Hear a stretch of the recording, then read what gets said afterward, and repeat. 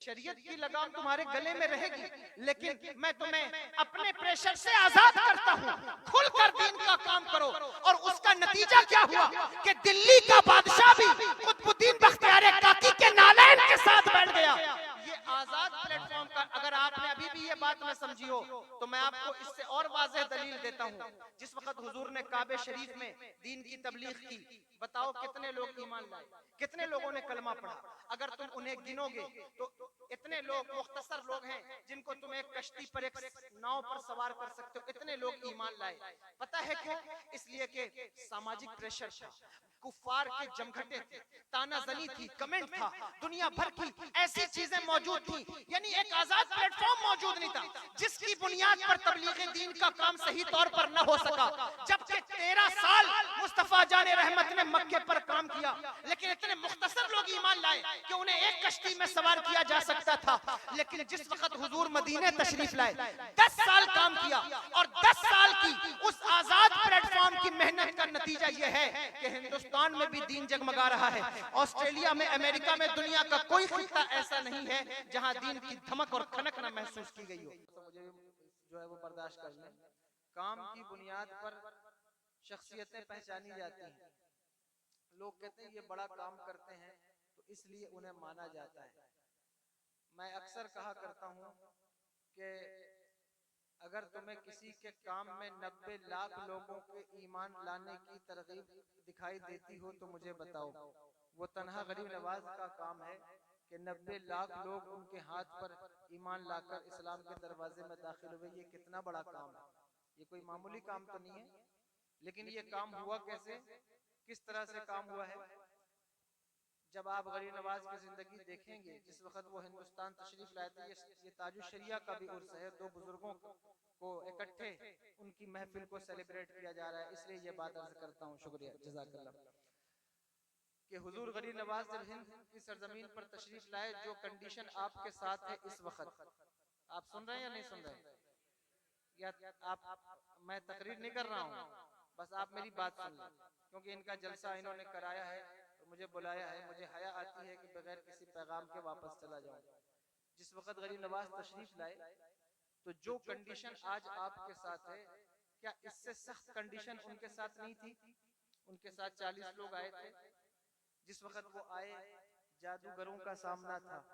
ऐसे ऐसे जादूगर हिंद की सरजमीन पर मौजूद थे, ऐसे ऐसे जोगी और जयपाल मौजूद टाइप के लोग मौजूद थे जिन्होंने न जाने क्या कुछ उनके साथ किया।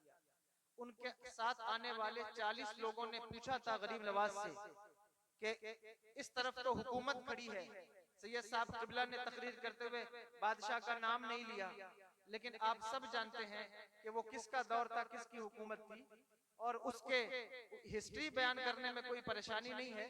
लेकिन खैर, हुकूमत खड़ी थी, जादूगर खड़े थे, ये सारा कुछ था। मुरीदों ने पूछा, हुजूर इस तरफ हुकूमत है, जादूगर हैं, हम क्या लेकर हिंद की सरजमीन पर आएंगे?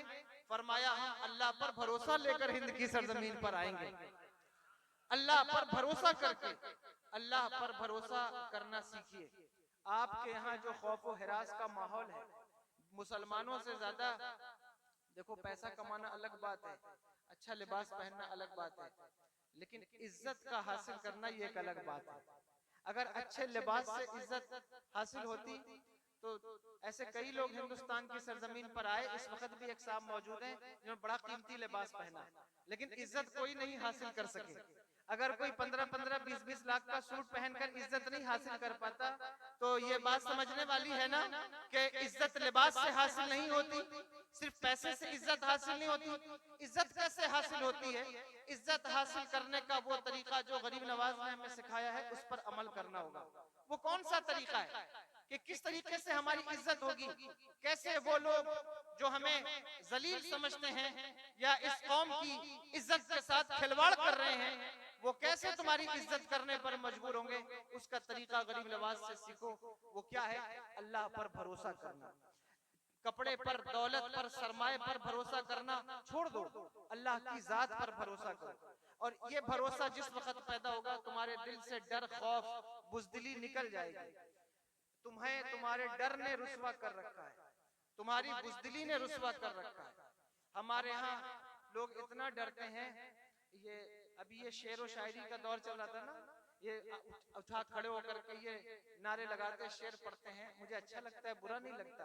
लेकिन मैं उस वक्त हैरान होता हूँ कि जिसको देखो जवां मर्दी स्टेज पर दिखाता है या स्टेज के सामने खड़े होकर के दिखाता है। काश के तुम्हारी जवां मर्दी का मुजाहरा कभी फलस्तीनियों के लिए भी हुआ होता तो मैं समझता कि हाँ वाकई तुम्हारे अंदर कोई किरदार मौजूद है।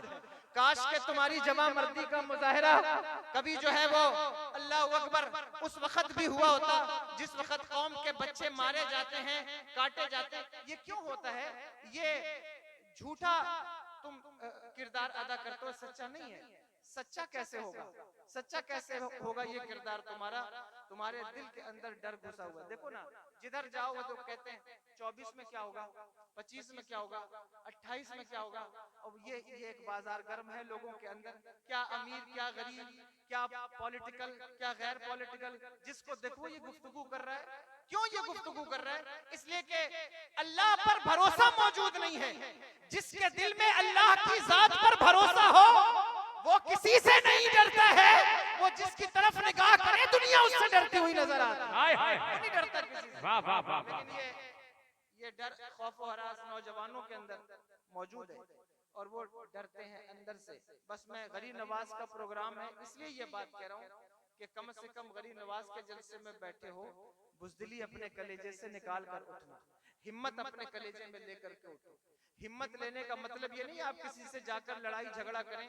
हमारा मजहब वो है जो हर धर्म की से के लोगों से मोहब्बत करने का सलीका उसने हमें सिखाया है। लेकिन मोहब्बत करना अलग बात है, चापलूसी करना अलग बात है। मोहब्बत अलग चीज है, प्यार अलग चीज है और बुज़दिली अलग चीज है। मोहब्बत सबसे करो, लेकिन जब कोई तुम्हारी इज्जतों की चादर नोच रहा हो उस वक्त उससे मोहब्बत नहीं की जाती, उस वक्त उसकी ताजीम नहीं की जाती, बल्कि पलटकर उसका जवाब दिया जाता है, पलटकर उसका मुकाबला किया जाता है। इसलिए ये बुज़दिली अपने कलेजे से वो कैसे निकलेगी? निकलेगी उसी बुनियाद पर जब तुम गरीब नवाज की तारीफ सुनोगे। जलसे में आए आपने, क्योंकि सैयद साहब के पास भी वक्त नहीं था और मैं भी अब जाने चाहता हूं इसलिए मैं तकरीर नहीं कर पा रहा हूं। अगर आप गरीब नवाज की तारीफ सुनेंगे आपके दिल से डर निकल, तुम अपनी तारीफ पढ़ो यार। तुम्हारे पास दौलत न हो, सरमाया न हो, लेकिन हिम्मत तो तुम्हें विरसे में मिली है। तुम्हारा खानदानी विरासत है हिम्मत। लेकिन हिम्मत अगर तुम छोड़ जाओ और तुम सोशल मीडिया पर, बाजार पर, चौक पर, चौराहों पर अगर ऐसी गुफ्तगू करने लगो, तुम्हारे किरदार से, तुम्हारी गुफ्तार से अगर डर की बू आने लगे, तो मैं समझता हूं कि ये मुसलमानों का शेवा नहीं है। मुसलमान जिस इलाके में रहता है, मुसलमान जिस मुल्क में रहता है, उस जगह वो अपनी इज्जत के साथ रहता है, अपनी कौम के तहफ्फुज़ के साथ रहता है। जिस मुल्क में रहता है उस मुल्क के तहफ्फुज़ के साथ रहता है। इसलिए मैं कतन ये नहीं कहता कि हिम्मत होने का मतलब यह है कि आप एक दूसरे से लड़ने लगे, नहीं। हिम्मत होने का मतलब यह है कि आप बुज़दिल ना बने। आपके अंदर ताकत होनी चाहिए कि जब कोई जुल्म सामने खुलकर आए तो आप उसका मुकाबला कर सकें। वो जुल्म चाहे मजहब के खिलाफ हो या कौम के खिलाफ हो या फिर मुल्क के खिलाफ हो, आप उसका मुकाबला कर सकें। ये गरीब नवाज का पैगाम, गरीब नवाज ने यही पैगाम हमें दिया। और अगर आप उनकी जिंदगी पर गौर करें तो आपको पता चलेगा कि वो अल्लाह के भरोसे के साथ हिंद की सरजमीन पर तशरीफ लाए और सारी जिंदगी, ठीक है इंशाल्लाह पढ़ देते, वो हिंद की सरजमीन पर तशरीफ लाए तो वो क्या चीज थी बताओ? अल्लाह की जात पर भरोसा। आपका भरोसा किसके ऊपर है? तावीज के ऊपर आपका भरोसा है। आपका भरोसा है गंडे के ऊपर। मैं उससे मना नहीं करता, मैं खुद तावीज बनाने वाला आदमी हूं, मैं क्यों मना करूंगा? लेकिन अगर तावीज की वजह से तवक्कुल खत्म हो जाए तो तावीज जायज नहीं होगा। अगर तावीज की वजह से आपका भरोसा अल्लाह की जात से उठ जाए वो तावीज जायज नहीं होगा। इसलिए मैं अपने उलमा से भी कहता हूँ, यहाँ जितने लोग बैठे हैं, और मैं वाकई कह रहा हूँ, मैं तकरीर नहीं कर रहा हूँ, बस ये मैं पैगाम दे रहा हूँ गरीब नवाज कॉन्फ्रेंस का कि आप भी कोशिश कीजिए कि कौम का भरोसा लौट आए। भरोसा किसी हद तक कंप्रोमाइज हो गया। यही वजह है कि इस दौर में लोग चमत्कारियों को देखकर मजहब छोड़े जा रहे हैं। यही वजह है कि आज शोबुदाबाजी दिखाने वाले और जो है वो माइंड रीडिंग का इल्म जानने वाले हमारे नौजवानों को बेवकूफ बना रहे। क्या ये मसला, क्या ये बात काबिल तवज्जो नहीं है? पर मैं अक्सर तकरीरों में आजकल ये बात इसलिए कर रहा हूँ कि बार बार नौजवान मुझसे पूछते हैं, किसी माइंड रीडर को देखकर मुसलमान कहते हैं ये तो वली है, इसको तो करामत आती है, ये मेरे दिमाग का हाल पढ़ लेता है, ये साहब तो पर्चा बनाकर मेरे दिल का हाल बयान कर देते हैं। न जाने कौन कौन से लोग इस वक्त मार्केट में मौजूद हैं। मैं किसी के बारे में कोई बात नहीं करना चाहता, लेकिन मैं सिर्फ इतना कहना चाहता हूँ, खुदा के लिए अल्लाह की जात पर भरोसा करो, वरना जिस वक्त दज्जाल आएगा वो उसके एक हाथ में जन्नत होगी। तुमने सुना है या नहीं सुना है? वो लोगों के मुर्दा माँ बाप को दिखाएगा कि मैंने जिंदा कर दिया है। अगर तुम इन ऐसे वैसे लोगों के हाथ पर अपना भरोसा बेच दोगे तो फिर दज्जाल का मुकाबला किस तरह कर सकोगे? दज्जाल से पहले भी कई दज्जाली फितनों को आना है, उनका मुकाबला किस तरह कर सकोगे? अगर तुम दज्जाल के फितने से बचना चाहते हो तो तुम्हें अल्लाह की जात पर भरोसा करना चाहिए, अल्लाह की जात पर यकीन कामिल होना चाहिए। और जो अल्लाह की जात पर भरोसा करता है, यकीन करता है, उसे कोई हवा में उड़ के दिखाए तो उसको फर्क नहीं पड़ता, उसे कोई नदी पे चल के दिखाए उसे फर्क नहीं पड़ता। वो जानता है कि दिल का हाल बताने से कोई वली नहीं बनता। वली बनने के लिए बड़ी मेहनतों की जरूरत है, बड़ी मशक्कतों की जरूरत है। 40 साल इशा की नमाज से फजर की नमाज अदा की जाती है वुजू से, तो अल्लाह किसी को विलायत का ताज अता फरमाता। नारे तकबीर, नारे रिसालत, पैगाम इस्लाम। इसलिए अल्लाह की जात पर भरोसा करो और किसी भी ऐरे गैरे की वजह से अपने ईमान को आप जो है वो उसको कंप्रोमाइज कीजिए इस मसले पर, और इसको समझने की कोशिश कीजिए। ये गंभीर विषय है कि अगर आप इस पर गौर नहीं करेंगे, गांव में देहात में आप जाइए तो आपको पता चलेगा कि लोग, मैं ऐसे मुसलमानों को जानता हूं जो गैर मुस्लिमों तक से अपने कारोबार की बरकत की दुआ कराते हैं। ये मैं गलत कह रहा हूँ क्या? ऐसे लोग मौजूद हैं, कारोबार ना चल रहा हो तो गैर मुस्लिमों से भी वो अपने कारोबार की बरकत की दुआ कराते हैं। ये ईमान की कमजोरी का हाल है। अगर तुम गरीब नवाज की तारीख को पढ़ोगे, तुम्हारे ईमान की कमजोरी खत्म हो जाएगी और तुम्हें पता चलेगा कि अल्लाह पर भरोसे के नतीजे में अल्लाह तुम्हें क्या गिफ्ट, क्या तोहफा अता फरमाएगा। वो इज्जत का तोहफा है, वो सरबलंदी का, सरफराजी का तोहफा है जो अल्लाह तबारक व तआला तुम्हें अता फरमाए। इतनी बात मैंने कर ली। ये गरीब नवाज का पैगाम है और यही हुजूर ताजुल शरिया का पैगाम है। वो कहते हैं जिंदगी ये नहीं है किसी के लिए, जिंदगी है नबी की, नबी के लिए बेखबर मरते हैं जिंदगी के लिए, जीना मरना है सब कुछ नबी के लिए, और ऐश कर लो यहाँ जालिमों 4 दिन मर के तरसोगे उस जिंदगी के लिए। इसलिए ये इन बुजुर्गाने दीन की जिंदगी को देखिए, पढ़िए और कोशिश कीजिए कि आपका भरोसा अल्लाह की जात पर हो। अगर ये भरोसा आपने कोशिश की तो इसका फैजान आपके बच्चों को मिलेगा। कि जो बच्चे, अब यहाँ से कितने बच्चे ऐसे हैं जो भोपाल जाकर पढ़ते हैं, इंदौर जाकर पढ़ते हैं, वहां से वो लौटते हैं, उनका अकीदा डैमेज हो जाता है। बोलो क्यों डैमेज हो जाता है? इसलिए कि माँ का अकीदा पहले ही डैमेज था, बाप का अकीदा पहले ही डैमेज था। उसने कभी कोशिश नहीं की अपने अकीदे को पुख्ता करने की। वो अपने बच्चों के अकीदे को कैसे संवार सकता है, उसको कैसे मजबूत कर सकता है। यही वजह है कि मैंने कई बच्चों को देखा जो यहाँ से मेडिकल के लिए गए, वहाँ पढ़ने के लिए या ITI के लिए गए, बहुत सारी चीजों के लिए चले गए, लेकिन जब वो वहां से वापस आए तो मैंने उनके अकीदे को सख्त कमजोर पाया। इसलिए कि आप देखेंगे कि वहाँ उनके अकीदे को बाकायदा काउंसलिंग होती है और उनको बैठा करके अकीदा खराब करने की कोशिश की जा रही है। सोशल मीडिया पर तुम्हारा अकीदा खराब करने की कोशिश की जा रही है।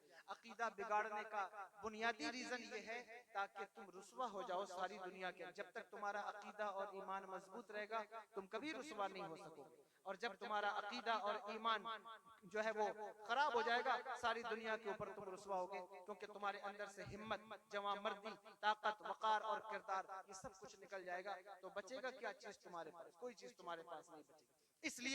इसलिए गरीब नवाज की जिंदगी को पढ़िए, इसलिए गरीब नवाज की जिंदगी को पढ़ना जरूरी है। आप पढ़िए। और एक आखिरी बात अगर तवज्जो कर लें तो मैं आखिरी बात अर्ज कर दूं।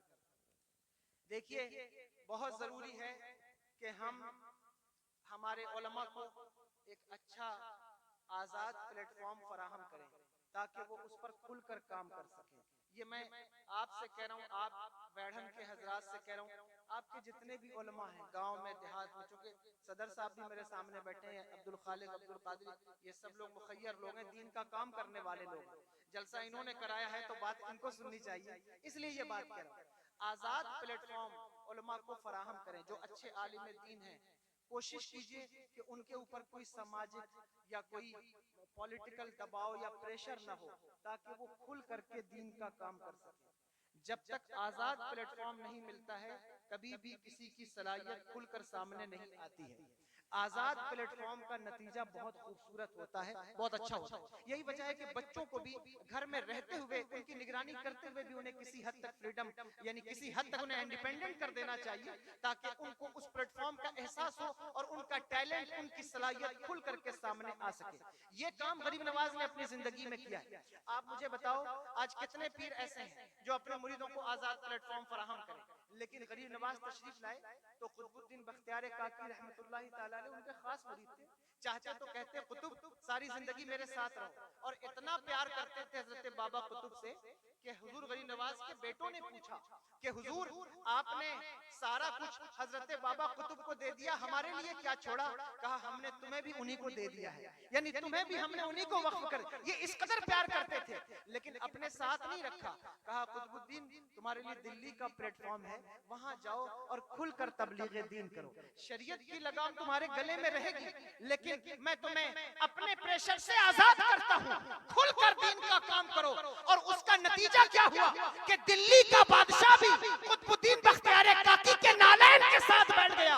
ये आजाद प्लेटफॉर्म का, अगर आपने अभी भी ये बात न समझी हो तो मैं आपको इससे और वाज़ेह दलील देता हूँ। जिस वक्त हुजूर ने काबे शरीफ में दीन की तबलीग की, बताओ कितने लोग ईमान लाए, कितने लोगों ने कलमा पढ़ा?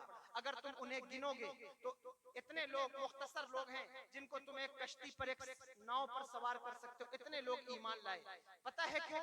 इसलिए कि सामाजिक प्रेशर था, कुफ्फार के जमघटे थे, तानाजनी थी, कमेंट था, दुनिया भर की ऐसी चीजें मौजूद थी, यानी एक आजाद प्लेटफॉर्म मौजूद नहीं था, जिसकी बुनियाद पर तबलीग दीन का काम सही तौर पर न हो सका। जबकि 13 साल मुस्तफा जाने रहमत ने मक्के पर काम किया, लेकिन इतने मुख्तसर लोग ईमान लाए कि उन्हें एक कश्ती में सवार किया जा सकता था। लेकिन जिस वक्त हुजूर मदीने तशरीफ लाए, 10 साल काम किया, और 10 साल की उस आजाद प्लेटफॉर्म की मेहनत का नतीजा यह है कि हिंदुस्तान में भी दीन जगमगा रहा है। ऑस्ट्रेलिया में, अमेरिका में, दुनिया का कोई खिता ऐसा नहीं है जहां दीन की धमक और खनक न महसूस की गई हो। इससे पता चलता है कि जब आप उलमा को, अपने जो आपके रहबर हैं, उनको इस तरह के प्रेशर से आजाद करते हैं और उन्हें खुलकर काम करने का मौका देते हैं, तो उसका नतीजा सामने। यही काम हुजूर महबूब इलाही ने किया है कि आपने 700 उलमा दक्कन भेजे। हर वली अपने जमाने में ये काम करता रहा है कि वो ऐसा आजाद प्लेटफॉर्म लोगों को, आजादी से मतलब कतन ये ना लीजिएगा कि मैं कोई मसलक की आजादी की बात कर रहा हूँ या बदी से मफाहमत की बात कर रहा हूँ। बस ये बात कि अगर आलिम दीन आपके इलाके में, आपके गांव में, जहां कहीं भी है, कमेटियों की जिम्मेदारी है कि वो अपने आलिम को किसी हद तक आजाद प्लेटफॉर्म फराहम करे, ताकि वो खुलकर अपनी सलाहियतों का इजहार कर सकें। ये गरीब नवाज के मिशन का पैगाम है, और ताजुश शरिया अलैहिर्रहमा ने भी यही पैगाम हमें अता फरमाया है। इसलिए इन चीजों पर आप गौर करें। लंबी बात मैंने कर ली है, मैं अपनी गुफ्तगू खत्म करता हूँ। अस्तगफिरुल्लाह रब्बी मिन कुल्लि ज़ंबिन व अतूबु इलैह। मैं